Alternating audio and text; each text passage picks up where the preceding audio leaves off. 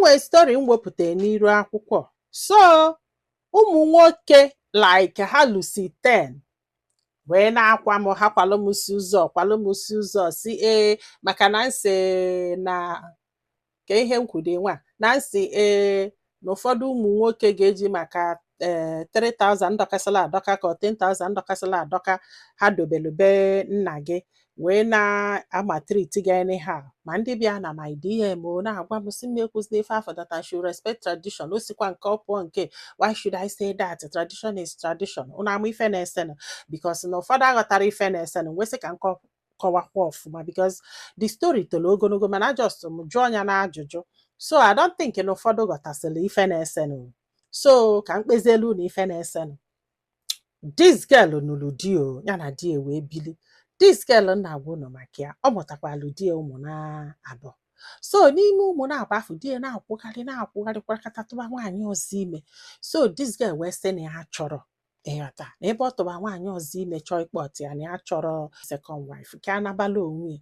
O wee sị ya naba na ọ ga-ahapụrụ ụmụaka wee narị ụmụaka wee chụpụ ya o wee nọlụ be nne ya.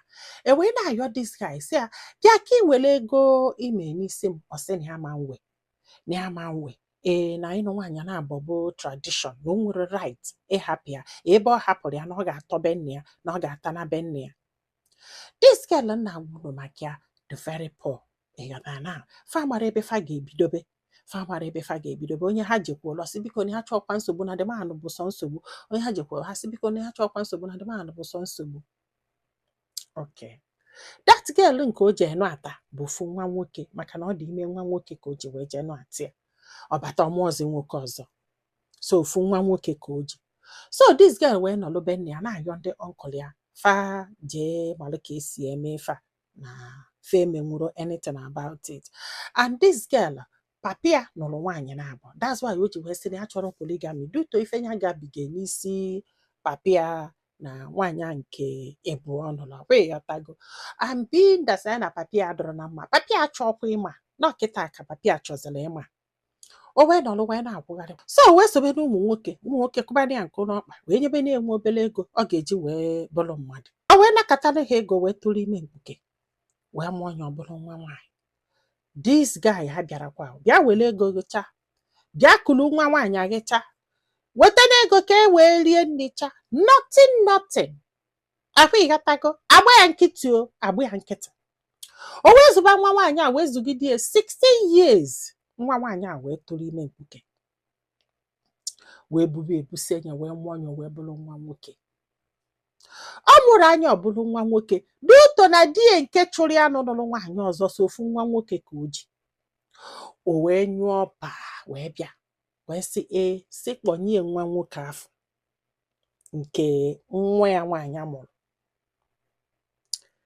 This girl wee jụ wee sị na nke ama mme akwefugo. So m wee wepụta ya n'iru akwụkwọ fa wee na-afịọcha m wee wepụta ya n'iru akwụkwọ wee na-asịfa na mgbe this girl na-ata afụfụ na amara ebe this man nọ. Mgbe ọ tọọla ime mkpuke na amara ebe this man nọ. O wee zụba nwa azụsịa na amara ebe this man nọ. O wee lụọ ka nwa ya tọọla ime mkpuke mụọ nwa nwoke maka na o nidila anọda nwa nwoke. O wee cheta na o dobelu maybe 3,000 or 10,000 ndọkasịla adọka n'isi. Because of that na egie ka dị n'isi and maka ya na ọ ga-abịa megene na ọ ga-akpọnye nwa afọ ekwu ọsị na ụmụaka niile afọ ka bụsị nke akwefugo. So wee wepụta ebe ajọ ife mmele bụ na m kwuru na ego dọkasịla adọka kwuo eziokwu na most of the money a na-edobe adọkara adọka Nigeria ọ na-respect ego. No, you don't respect money. Ọsọ gị iwe ficha ike ọsọ gị iwe dee ife n'elu. Some money ga-egbu mmadụ. Now the jams so na ya ga-egbu mmadụ na Naija. Ịghọtago. So ndị nwa abịazi for me hapụzia ife emelụ the girl na-akọzi maka na nsị na ego dọkasịla adọkasị ime ife a na-ekwu as long as na ọrịtọnụrụ nga as long as na ọrịtọnụrụ nga nọ the man nwekwa ụmụaka afọ nọ the man na tradition is tradition nke nwa wee sị ha because no favor unu. Just imagine akwa ifolo cheka ngwa gị onwe ife a na-akpọ kama ụfọdụ ụmụ nwoke just na-anwụ because of what nya alụfa na-akpa n'isi ụmụ nwanyị. Ka ihe anụnwa esiri bụrụ alụ to you, all you care about is tradition, the pains, the agony, the hunger, the cry, the tears of a mother is not necessary. It's not important. So ife dị important n'ife niile nke ọkịta anụnwa na etu esi mebu this girl bụ tradition bụ ife dị important. We are all human beings and this tradition bụ mmadụ melie. Yes, our forefathers melie. Ọ na-abụ eme tradition ọ na-efavor ndị mmadụ. But so favor-kọta ala fọdụ efavozi ha emeghelie nye. Etu esi eme tradition. Yes. Etu ndị ọcha si eme. No, na-asị gị amendment 401, amendment nkewa. Una follow ndị nwere ọgụgụ isi. They amend their rules and regulations to favor people, not for people to suffer n'ime. Ofu onye sị m na-ada Igbo ka nna aza ebe nna aza ada Igbo that I should focus on tradition, not when tradition is affecting people's life. Yes. Onwe ife ọzọ a na-azọ n'ụwa na-abụghị to protect people's life. Onwe ife ọzọ a na-azọ. So ọ bụ na tradition affect our people. Amen dị enye. Onya mere obodo oyibo ji wee ka unu mma, unu niile na-agbapụ na-eji obodo oyibo, but you don't want to fix your own ka ọ dị mma. Ka ba anyị ga-esi dị mma when nobody cares about ka amend there some tradition no do go outdated. Nsolu na ndị na-eme that tradition. Ọ bụrụ na ịnụ nwanyị o wee bụ na gịnị ha na-abụ ebirozi na ịchọrọzi, m ga-etinye that na nwaanyị nọ be nne ya 3 years ịbịaghị were ego gị. Ịma na everything like even niile eme spy onye ọbụla agabala onwe. Ekwesịrị inye everything time. Nwaanyị na-abịa nne ya si na ya da anọzi 3 years ichi ya ibe di gị deno. Ịmalụ that na ịda anọzi 3 years di gị abịaghị bịa wele nga ife o mee n'isi. Ịma na ojugoju nga. That is the right thing to do. Ọ bụ 5 years bụ 3 years bụ 2 years emenye otu afọ. O nwe ike favor nwoke favor nwanyị. Yes. And not when on a favor only one person. Imagine the nonsense. Just calculate him where this man happened to this lady. Kemala how many years she have put in. Kemala how many years of sacrifice, go tears and cry and suffering. Later, ebia, si na egi melenisi ekadonisi. Even mgbe achụrụ ya achụ. Ihe niile nke now. Nwere nke fọtalụ n'ọsọsọ ewechigere ego, a ga-ewechiga ego. Maka nwoke jụ na ọma nwe ego. Ị gaghị wee sị bụ na o nwere ike achọ ka return all the money. The lady asemba si chekwuolu na di ga-echigete, si chekwuolu na di ga-echigete. Yes. O nwere ike. But ọ bụ na etili iwu a dobie that na after 5 years unu na-abịa ebiro together. Onye ọbụla ejebela onwe ya. Ego gide gị mkpa come before 5 years. Marriage afọ kadogo mkpa go back before 5 years. It will favor the two couples. Do you understand? Kita anụnwa Trump chọrọ ime that na gị na mmadụ na-ahị wee yigideluo 5 years unu separate unu adụgo legally together. Ihe ọ bụ na unu nwere together. So you have 5 years to think about your relationship, whether you want to still be in that relationship or not. Unu deceives no one. O nwere one story m wetele ndelede na m ife dị ga ikwu. Ya na eledi ebigo. Ya na eledi ebigo for gịnị 12 good years. Ọ mụtara ụmụ na-ese, ụmụ na-anọdụ ime nke ise. O wee bịa wee na-agwa m wa ada Igbo si m that na ya love this lady na ya chọrọ ịnụ ya anụ. After 5 kids. Wee na-ajụ m ma tradition o protect kwara ya since na ya so wee na-erezi ụmụaka. Na ya afụgo onye ya ga-anụ na mana ya mara how to go about this maka na ya dọrọ happy. Na ndị be the girl atry go ka ha kpọrọ the girl mana the girl ekwere. Na-ekekwe ntị na the girl bụ ife niile nwoke ọbụla ga-achọ mana ya love ọ bụrụ ụdị nwaanyị anya chọ. idobe this lady na be gị for 12 years after 5 kids ị chọrọ ịnụ ya because ọ bụrụ ụdị ịchọ. Ọ bụrụ ụdị ịchọ.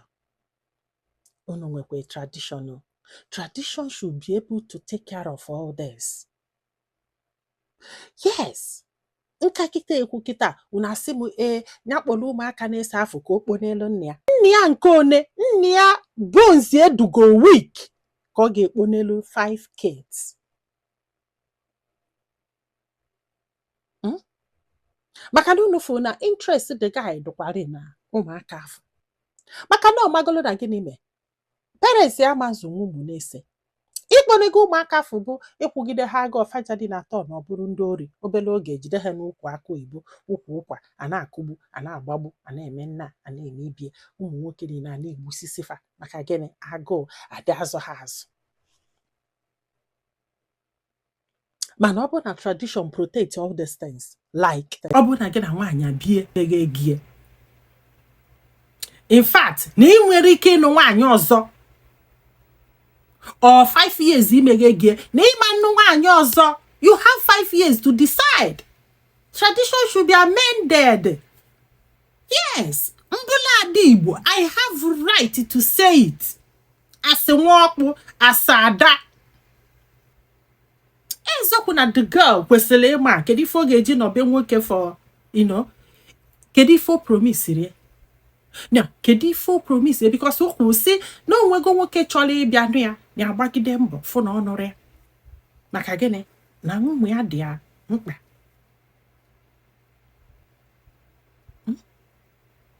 The same thing goes that na nwaanyị ga-abịa gịnị a na-abịa ebiri.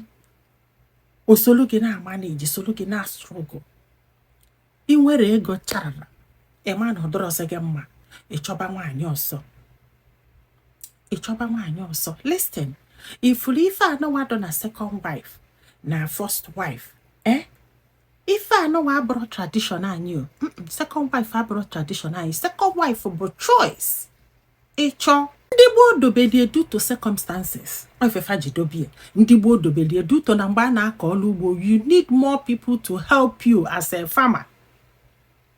Ndị gboo dobelie maka nwaanyị atụnwughị ime. Ndị gboo dobelie maka nwaanyị amụtaghị nwoke. Ndị gboo dobelie maka so many things. Not no culture and tradition ka ọ bụ no. But now, unu niile na-atọ ọnọzi ya that na all tradition nwoke Igbo nwere right. All tradition nwoke Igbo nwere right. Like you now. Kedu ife ọ na-achọ na nwaanyị ọzọ? Kedu ife ọ na-achọ na nwaanyị ọzọ? Ọ bụrụ nwoke ka o jiri, ọ bụrụ nwaanyị ka o jiri. Ihe ọ na-achọ na nwaanyị ọzọ bụ nsogbu. Wee lodu onye wee butelie. Ịma ife na-ewute m na yo wụda.